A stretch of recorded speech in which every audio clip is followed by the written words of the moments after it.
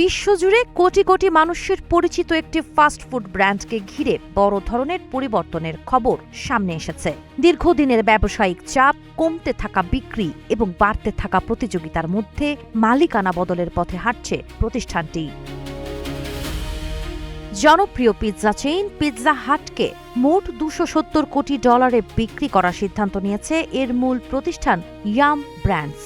চুক্তি অনুযায়ী আন্তর্জাতিক ব্যবসা প্রায় $150 কোটি অধিগ্রহণ করবে প্রাইভেট ইকুইটি প্রতিষ্ঠান লং রেঞ্জ ক্যাপিটাল।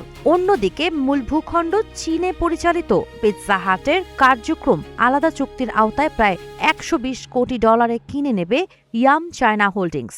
জীবন অবাক না করলে কে করবে? 28% মিল্ক ফ্যাটের অবাক করার সাথে ফ্রেশ মিল্ক পাউডার। জীবন অবাক করুক প্রতিদিন। ইয়াম ব্র্যান্ডসের সিইও ক্রিস টার্নার জানিয়েছেন, নতুন মালিকানার অধীনে পিৎজা হাটের ভবিষ্যৎ প্রবৃদ্ধির সম্ভাবনা আরও শক্তিশালী হবে।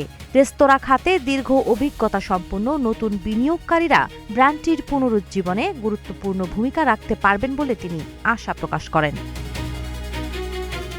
1958 সালে যুক্তরাষ্ট্রের কানসাস অঙ্গরাজ্যের উইচিটায় যাত্রা শুরু করে পিৎজা হাট। পরে 1977 সালে এটি অধিগ্রহণ করে পেপসিকো।